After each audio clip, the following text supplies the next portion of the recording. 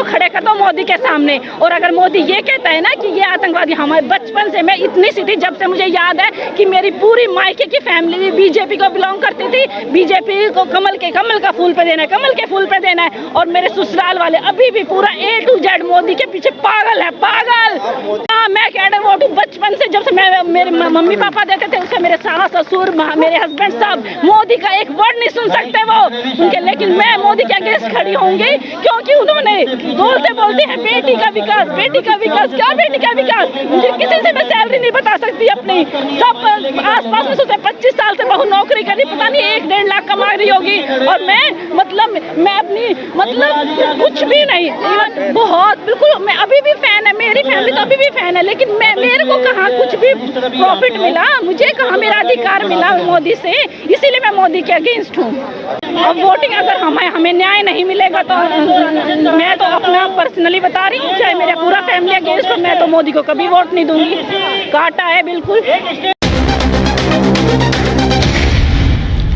देश की सच्चाई, सच छुपने नहीं देंगे।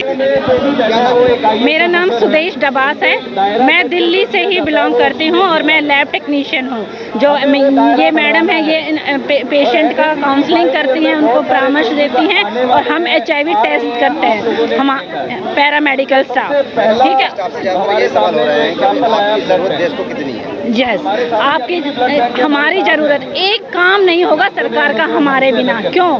जैसे बताया, कोई भी डिलीवरी, डॉक्टर डिलीवरी नहीं करेगा किसी भी गर्भवती महिला का जब तक उसके HIV स्टेटस उसके पास नहीं होगा। दूसरी बात, कोई भी ऑपरेशन सर्जरी, किसी भी तरह की सर्जरी नहीं होगी क्योंकि डॉक्टर सब जबकि उसमें जरूरी नहीं होता। डॉक्टर अपनी सेफ्टी के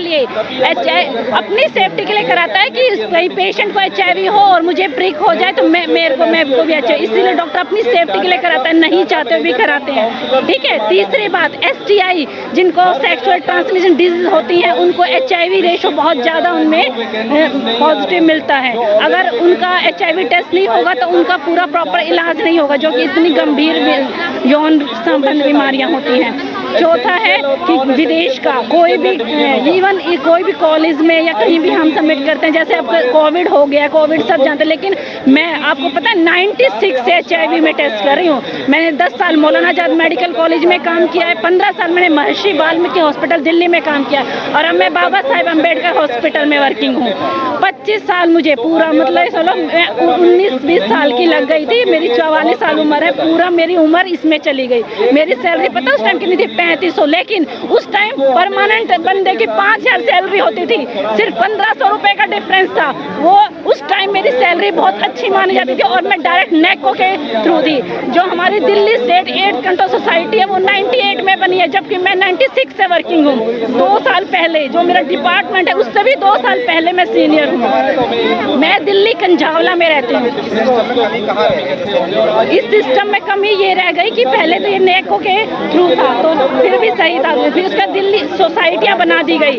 हर सोसाइटी में बनाने के बाद हर चीज़ की जो क्वालिटी है गिरी है, सामान की, इवन जो हम यूज़ करते हैं हर चीज़, चलो वो भी सब देखा जाए। लेकिन जो सैलरी, मेरा मेन मुद्दा पहले भी सैलरी है। ऐसे तो बहुत मुद्दे होते हैं लेकिन जब हम अपने मुद्दे से नहीं भटकना चाहते।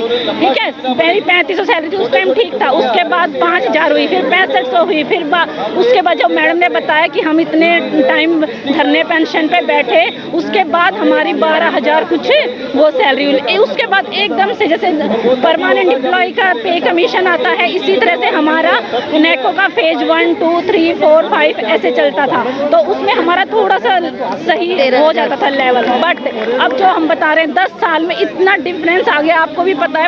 मेरी रियल सिस्टर मेरी ही पोस्ट पे 80 से 90 हजार सैलरी ले रही है। ठीक है, सेम क्वालिफिकेशन उसकी, मेरी सगी बहन, और मैं मतलब अब मेरी 28,250 सैलरी है मैक्सिमम, सब 25 साल की नौकरी के बाद। मतलब मेरी हर साल भी 1000 रुपये नहीं बढ़ी, हर साल भी 1000। 25 साल नौकरी करते हो गए, 3500 रुपये लगी थी। मेन तो हमें केंद्र से ही है, क्योंकि ये जो हमारा प्रोजेक्ट है ये केंद्र के थ्रू है। और मैं आपको बताती हूँ, अगर मोदी जी मेरे को खड़े कर दो मोदी के सामने, और अगर मोदी ये कहता है ना कि ये आतंकवादी, हमारे बचपन से मैं इतनी सी थी जब से मुझे याद है कि मेरी पूरी मायके की फैमिली भी बीजेपी को बिलोंग करती थी। बीजेपी को कमल का फूल पे देना है, कमल के फूल पे देना है। और मेरे ससुराल वाले अभी भी पूरा A to Z मोदी के पीछे पागल है, पागल। ठीक है, हाँ मैं कैडर वोट हूँ बचपन से। जब से मैं मेरे मम्मी पापा देते थे उससे मेरे सास ससुर मेरे हस्बैंड सब मोदी का एक वर्ड नहीं सुन सकते वो उनके। लेकिन मैं मोदी के अगेंस्ट खड़ी होंगी क्योंकि उन्होंने बोलते बोलते हैं बेटी का विकास, बेटी का विकास। क्या बेटी का विकास? मुझे किसी से मैं सैलरी नहीं बता सकती अपनी। सब आसपास में सोचते 25 साल से बहु नौकरी करी, पता नहीं 1-1.5 लाख कमा रही होगी। और मैं अपनी कुछ भी नहीं। इवन मैं सब लोग ऐसे नहीं है। मेरा जो बैकग्राउंड है वो अच्छा है। मैं 10,000 अपनी देती हूँ, मेड को भी सैलरी देती हूँ। क्यों? क्योंकि मेरी एक अपनी सैलरी है। लेकिन हर कोई ऐसा नहीं है यहाँ पे, ठीक है। पर मतलब ये सोचो मेरी मेड की 10,000 सैलरी है और मेरी 25,000। मतलब ये देखो, ये तो एक वो है ना सोशल, हमें बनाना पड़ता है स्टेटस, ठीक है, ये करके। लेकिन हमारे सारे भाई बहन इस तरह से बिलोंग नहीं करते हैं, समझ रहे हो? मोदी के आने से उम्मीद थी आपको? बहुत बिल्कुल। मैं अभी भी फैन है, मेरी फैमिली तो अभी भी फैन है। लेकिन मेरे को कहाँ कुछ भी प्रॉफिट मिला, मुझे कहाँ मेरा अधिकार मिला मोदी से, इसीलिए मैं मोदी के अगेंस्ट हूँ। अच्छा जी। तो अब वोटिंग अब कैसे आगे बढ़ाएंगे? अब वोटिंग अगर हमें न्याय नहीं मिलेगा तो मैं तो अपना पर्सनली बता रही हूँ, चाहे मेरा पूरा फैमिली अगेंस्ट हो, मैं तो मोदी को कभी वोट नहीं दूंगी। काटा है बिल्कुल। एक स्टेट का नहीं है बल्कि नेशनल लेवल का हमारा ये प्रोसेस यहाँ पर चल रहा है। सुदेश डबास, कंझावला, दिल्ली से हूँ। ऑरेंज पहने हो